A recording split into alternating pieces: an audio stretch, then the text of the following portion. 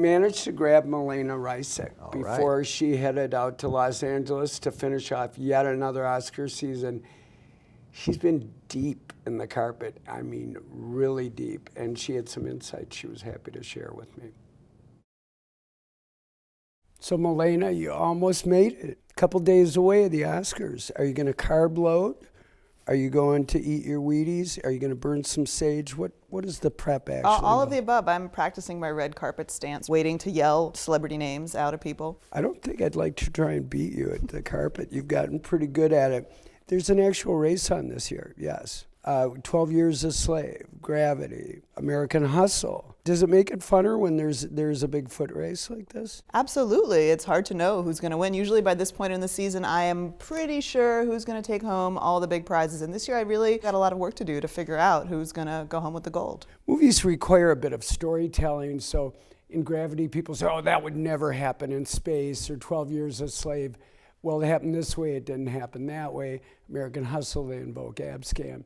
Has there been a lot of that nonsense going on this year? Every time you have a movie that's based in fact, the thing that people like to do at the end of the campaign is you start hearing these little whispers, people saying, well, it didn't really happen this way. You know, Matthew McConaughey's character in Dallas Buyers Club, he wasn't actually straight, maybe he was gay. The facts of Abscam are not exactly at all what happens. Didn't Russell get around a little bit? Yeah, he did. He was really smart in American Hustle. The movie starts with this title card that says some of this actually happened. So he knows exactly what to do to avoid that kind of whisper campaign. You mentioned Dallas Buyers Club, and we've seen a lot of Matthew McConaughey. Has it been fun to watch him work this season? Oh yeah, he is a delight. I mean, I think people are really responding to his performance, and they're responding to him as a person because we feel like we've seen him move as an actor from all right, all right, all right, to this really serious actor, and we maybe didn't know that he had it in him, and now he does. You enjoy your life, little lady.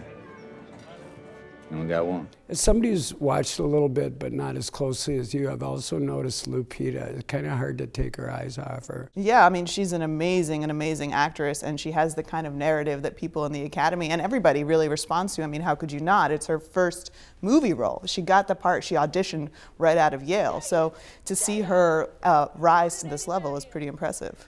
And for that, I will be clean.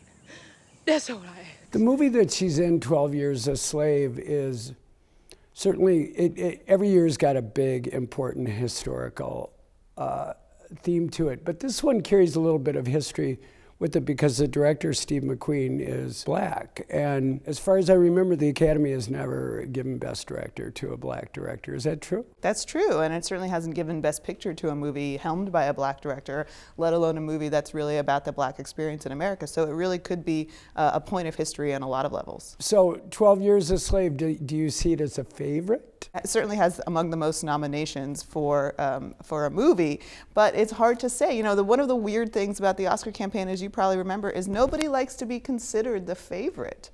They like to be the underdog, absolutely. Everyone is the underdog. That's right, right. They all have to have a come from behind kind of narrative to win. So if people are watching the show, what's the one thing they should keep an eye on in terms of like how things might end up going? Well, you never know the way the Oscars structure the rollout of the awards. You don't necessarily know how it's going to go. But a movie like Gravity, the conventional wisdom is that it has a lot of love from the below the line categories, below the line guilds. Because it's such a technical Exactly. achievement. So if you see it losing out in those awards, which are usually presented early on, you know, like the sound editing, the sound mixing, cinematography, editing, if it doesn't win those kind of awards, then it might not be a big night for Gravity. So Gravity might end up falling to earth. Absolutely. I don't think that's going to happen, though. You don't? No.